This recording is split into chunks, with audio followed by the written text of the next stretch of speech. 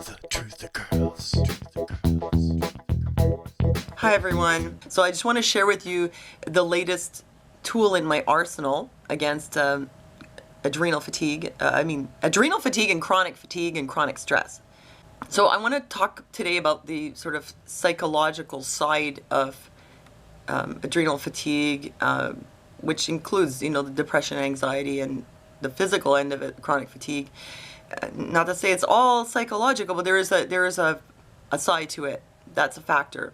I think the best way would be just to tell you straight up my experience. I'd been rehabbing myself on the physical end for last year. It's going well. And yet there were times where I'd find that I'd start to go back into a very stressed, sort of fragile state. And I eventually realized that there was a sort of trigger to this. Which in my case is related to maybe like a kind of PTSD, which has to do with psychiatrists actually. And what triggers this is the fact that I've had to deal with them, in the last few years because of dealing with my son. I think the reason I have this trigger is because my parents had put me in a residential school when I was 16, and I spent 3.5 years there. The school was eventually shut down by CPS for child endangerment. So that gives you a bit of an idea about what kind of a place it was. The way I could describe it best, to give you an idea of what it was like to be there, was it was like a kind of cult. It was like living in a cult experience. And as much as I think of myself as a person with a strong character and a positive attitude, and as much as I like to think I've put it behind me, I guess on some level it's affected me. And there are things that trigger that me going into a very, very stressed state. And it's weird. PTSD, this is the reason I think I really have it, is you actually feel like you're going back into the situation. I mean, you see like veterans who hear fireworks go off and they really feel like they're back in the war. Well, in my case, it's sort of like being in the presence of people in the mental health field. I suddenly like go back into my 16-year-old self. Like I feel, it's hard to explain, but it definitely like does something to me. It makes me very stressed.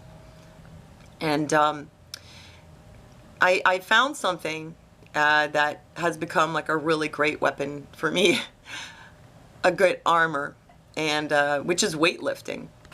So if I haven't been online much, it's actually because I've been making an effort not to sit so much here and spend more time at the gym.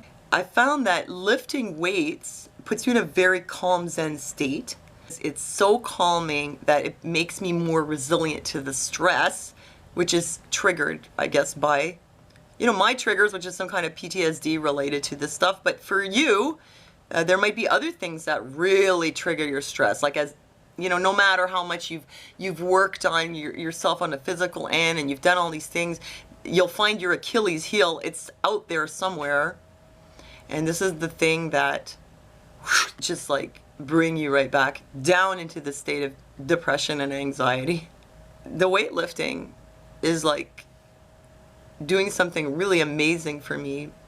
The other thing that I found out about weightlifting is that it helps your brain to grow. It increases something called BDNF, brain-derived neurotrophic factors, meaning like growing new neurons in your brain.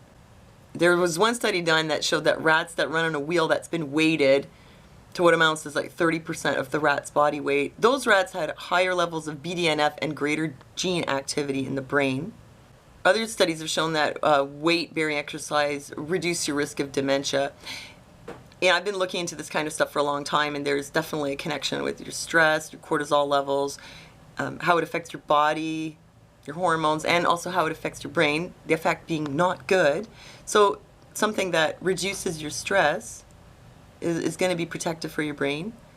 And in particular, weightlifting has really good effects as long as you're doing it in moderation, not to excess. So I wanted to share this with you, that weightlifting has become like my tranquilizer.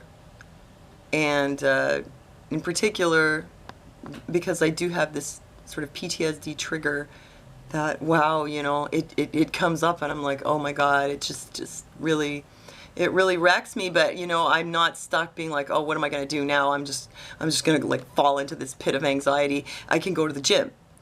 So I've had really good experience with this. I want to share with you, and you know, just let you know it's really worth looking into. Although it did take me a year of rehabbing myself before I even had the energy where I could go to the gym at all. I've been doing it 2 months now, and I'm starting to get stronger and have more endurance. And there's other things I've been doing, which I'm going to have to do another video on. One other really great thing.